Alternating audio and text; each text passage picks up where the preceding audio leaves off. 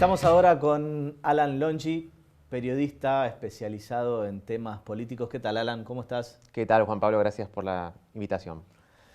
Lo primero que te quiero preguntar es justamente sobre toda esta novela que hay con respecto al avión venezolano, iraní. Ya no sabemos ni de dónde viene, ni qué nacionalidad tiene, ¿no? Porque está todo en duda.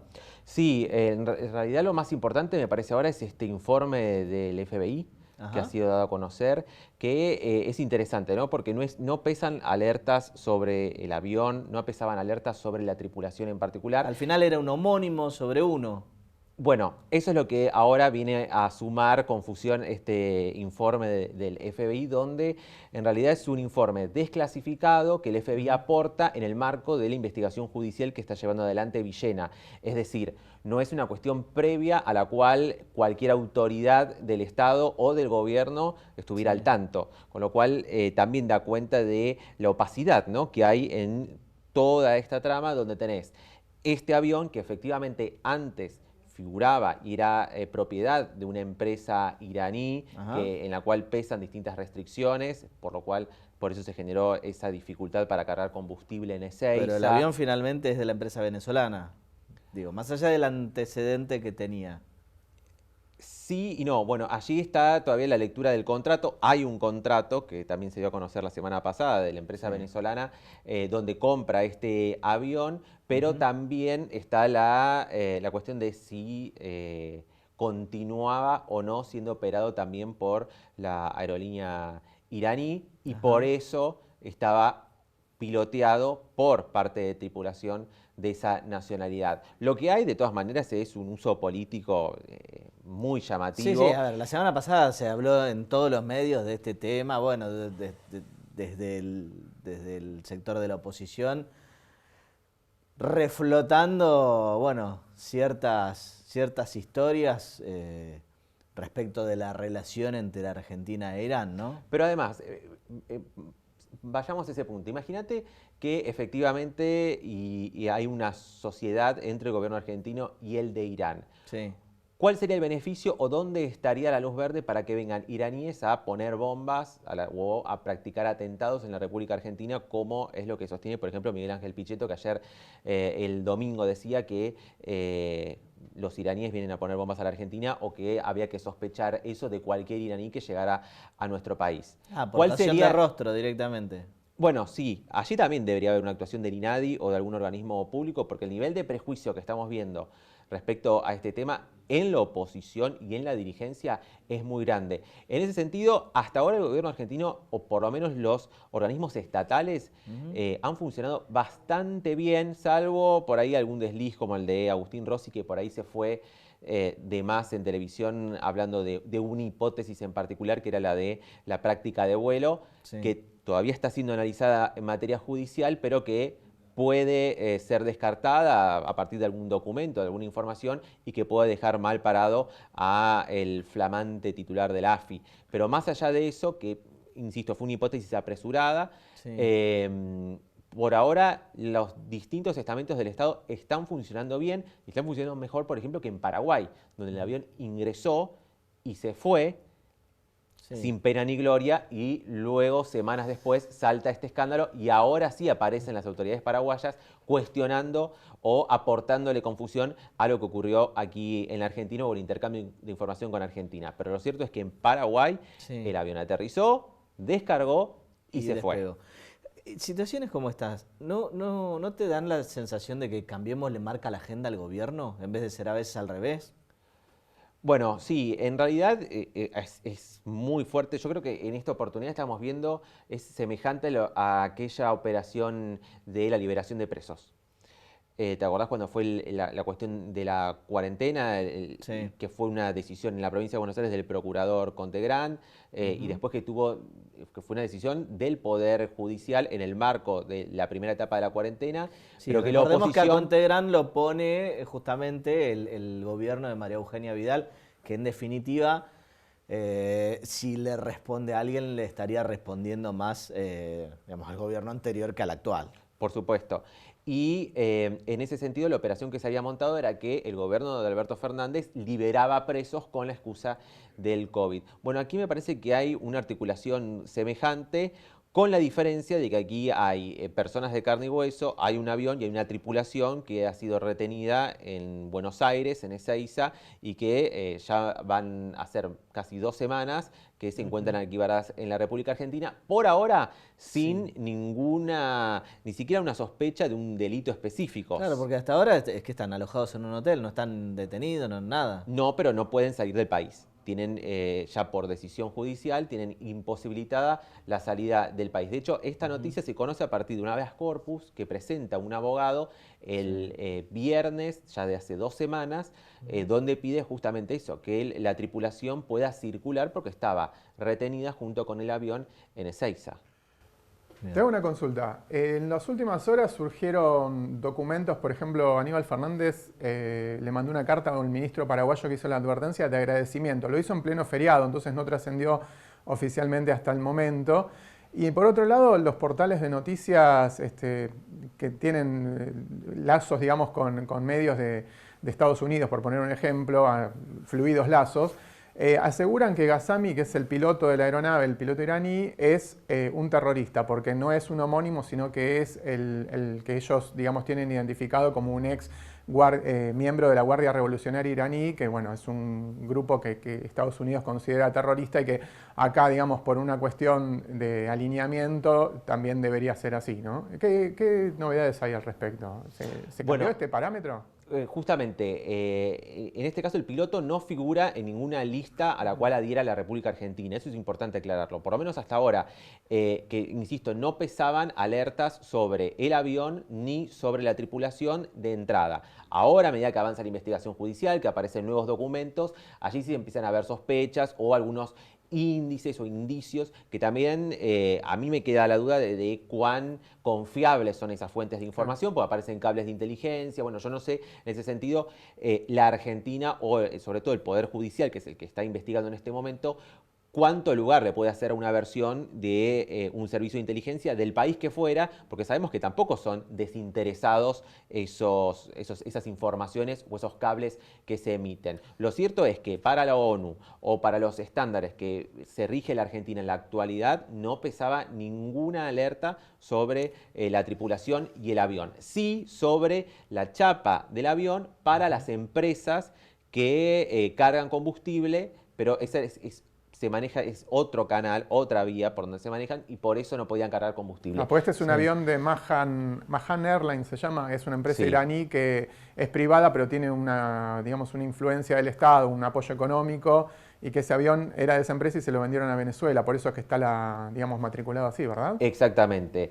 Y lo que se dice es que el gobierno iraní o que estas fuerzas Quds lo que utilizan es hacer una mezcla entre lo que son los negocios privados con sus objetivos militares, terroristas. Te cambio un poco, seguimos con política internacional.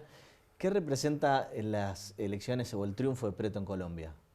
Bueno, representa primero un poco de aire fresco para la región, sobre todo también para el gobierno argentino, que ahora va a encontrar un aliado en Colombia también. También le viene a aportar complejidad a la lectura que había sobre alguna suerte de digamos, aires o perfume de derechización de la sociedad. Lo que se está viendo en realidad es más bien... Bueno, Colombia viene de gobiernos más bien de derecha. Sí, es una tradición, sobre todo por la tradición colombiana de todo lo que tenía un perfume a izquierda era asociado a la guerrilla o a las FARC de forma automática, lo cual la sociedad colombiana repelía ese tipo de... En algunos medios también se decía o se deslizaba que era o que tenía algún... no, lo llamaban directamente a Petro, el exguerrillero. Claro. Como no lo hacen con Pepe Mujica ni con Patricia Bullrich, por ejemplo. Más allá de eso, es también una mala noticia para aquellos que creen que los medios de comunicación influyen tanto, porque a pesar de esa campaña que fue a favor de Hernández en el último tramo hacia este balotaje, Petro ganó por una amplia diferencia, teniendo en cuenta que era una segunda vuelta, ¿no? Sí. Y si lo pensamos, Digo, después de lo que fue el triunfo Bolsonaro y demás, ahora parece que la región viene desencillando, ¿no? Porque Colombia, que venía de una tradición justamente de triunfo de derecha, pega este giro. Chile no hace mucho también tuvo un resultado similar. Sí, me parece que es más una mala noticia para los oficialismos que para O sea, el no, sí. no lo ves como un péndulo, sino No, que... lo veo más bien como una mala noticia para los oficialismos que vienen gobernando, que desde 2018 en adelante en la región vienen perdiendo sistemáticamente elecciones. Teléfono para Alberto Fernández, para el Frente de Todos aquí Sí, en sí, Argentina. acá. Y también para Bolsonaro, que probablemente, según las encuestas, según la tendencia, bueno, va a significar una derrota electoral también contundente en las elecciones de este año. De todas maneras, insisto, hay que ver porque, por ejemplo, ya Chile, Boric ya se encontró con grandes limitaciones a la hora de gobernar. Sí. Vamos a ver qué ocurre con Petro, que va a ser es una situación inédita, la de Sí. un gobierno de izquierda en ese país. Vamos a ver cómo lo recibe el poder real, la influencia de Estados Unidos, que es muy fuerte en Colombia. Eso está todo por verse porque es una novedad. ¿Cómo le puede repercutir a Milei su participación en la elección de Colombia, justamente, donde fue a apoyar al candidato que perdió? Bueno, viene en un derrotero en las últimas 3 semanas, cada vez peor Javier Milei, desde la venta de órganos, la Uf, cuestión sí. de ahora esta participación en Colombia, la cuestión Y la también... pelea con Maslatón. La pelea con Maslatón, la interna que se le ha destrabado dentro de la Libertad Avanza, la ausencia que tuvo dentro de la sesión de la semana pasada de alivio fiscal, una sesión donde Sí. se votaba bajar impuestos y estuvo ausente para ir a Sí, Colombia. cuando supuestamente él y los libertarios lo que sostienen todo el tiempo es que hay que quitar presión impositiva, ¿no? Exactamente, en una sesión donde justamente se votaba baja de impuestos para monotributistas y autónomos, Javier Milei se ausenta para ir a una campaña electoral de un candidato que termina perdiendo. ¿Cómo ves vos esa relación entre Juntos por el Cambio y Milei? ¿Pensás que es posible que el 2023 los encuentre en... Bueno, él supuestamente quería hacer una paso directamente con Macri, ¿no? Pero digo, ¿vos pensás que es posible que se dé una alianza para el 2023 o pensás que está ya antes? Digo, por la personalidad que tiene y por todos los factores que hay en el medio, ¿no? Bueno, la sensación que da ahora Milei es que desde este punto en el cual veremos de más de 20 puntos de las 18 puntos sacó en la ciudad de Buenos Aires, de un crecimiento en las encuestas y demás, da la sensación de que llegó a su techo y que de aquí hacia adelante va a ir perdiendo caudal electoral en la medida en que siga por esta senda que ha tomado sobre todo este último mes. En Argentina es muy difícil hacer proyecciones más a un año. ¿Sabés si hay alguna medición sobre si le impactó negativamente todo lo que estuvo? Hay mediciones que indican que sí, que perdió imagen, que perdió intención de voto, sí, está teniendo un impacto, al menos en estas mediciones que se hacen mes a mes. Hay que tener en cuenta también que todas las mediciones son poco confiables, teniendo en cuenta de que hay un porcentaje enorme de la sociedad que no está en el día a día, ni de la política, ni de la actualidad, ni que tiene su cabeza en la cuestión electoral. Allí hay un porcentaje enorme de indecisos que hoy no sabe a quién votaría en caso de que las elecciones fueran el domingo y que hoy definirían, te diría, cualquier elección. En ese sentido, resta ver qué va a hacer la oposición y dónde se va a posicionar Juntos por el Cambio. Juntos por el Cambio que nace de la alianza entre Macri y Sanz, y que hoy Macri quiere volver a ser jefe del PRO, que todavía no termina de definir si va a ser candidato o no, porque lo van a terminar definiendo las encuestas o la garantía de que él pueda ser la llave del triunfo. Y según eso, cuál va a ser el tono que va a tener la oposición. Si va a ser un tono más medido, como puede ser un Larreta o algún candidato radical, o si finalmente va a ser un halcón como puede ser Patricia Bullrich o el propio Macri.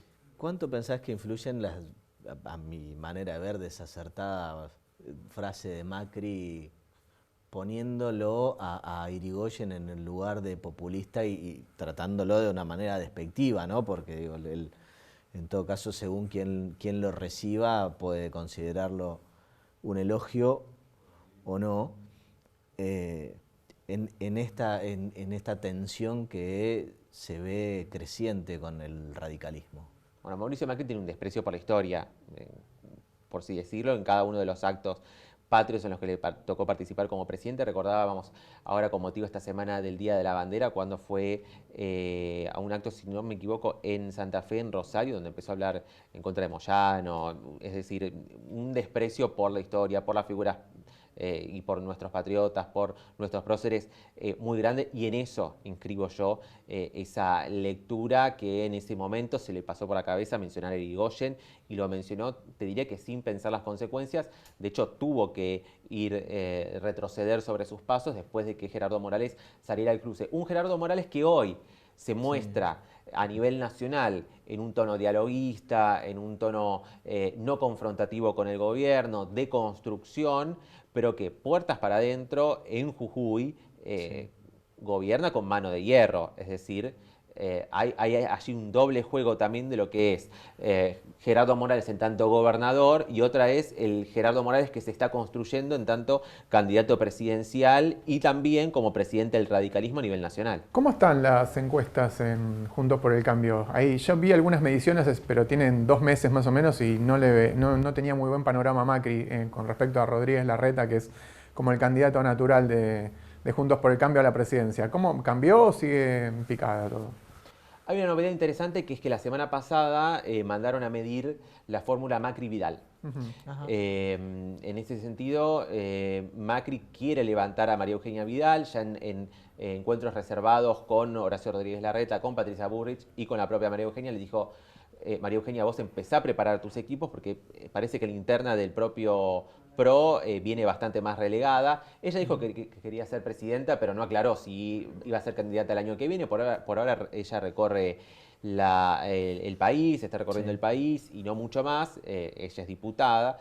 Y en ese sentido, todavía no tengo el dato de esta última encuesta, que dará a conocer esta misma semana o la que viene, pero va a ser determinante cómo mide la fórmula Macri-Vidal, pero es un dato ya que hayan mandado a medir esta fórmula el propio Mauricio Macri, y que además ya se está animando a caminar el conurbano. Estuvo en Lanús hace 2 semanas y va a seguir caminando el conurbano de manera sorpresiva. ¿Barro? ¿Cómo? ¿Piso barro? Dicen que sí, no, dicen que sí, dicen que él fue a Herli y dicen que estuvo allí. Sí. Te hago la última. ¿Vos pensás que después de todo el revuelo que hubo respecto del gasoducto, y considerando que es probablemente vital y la principal o la única expectativa que tiene el gobierno actual de mostrar una gran obra y digo, por el impacto que tiene, por lo que representa en materia de dólares para el país, lo que se ahorra, lo que se gana, ¿vos pensás que llegan para el invierno que viene, llegan para tener esa obra terminada antes de que finalice este mandato? Mira, yo por naturaleza no soy optimista en general. En particular te digo que Agustín Jerez, el gerente de la empresa que está a cargo de esta obra, de Enarsa, la empresa estatal que está a cargo de esta obra, dijo que en un año exacto, es decir, que el 21 de junio del año que viene, va a estar ya transportándose gas en el gasoducto. A mí me parece que es demasiado optimista, sobre todo por la envergadura de la obra y por la cantidad de contratiempos que pueden surgir en el transporte de los caños, en la colocación. Lo decía el propio Pronsato, que renunció a esta obra hace 3 semanas. Decía que se requiere mucha celeridad y justamente que el Estado y que cada uno de sus estamentos trabajen conjuntamente y de forma articulada, porque son permanentes los contratiempos y las decisiones tienen que definirse rápido, y que lo que estaba pasando es que se estaba dilatando mucho por la interna y por otras cuestiones que no llegaba a comprender. Muchas gracias, Alan. No, a ustedes.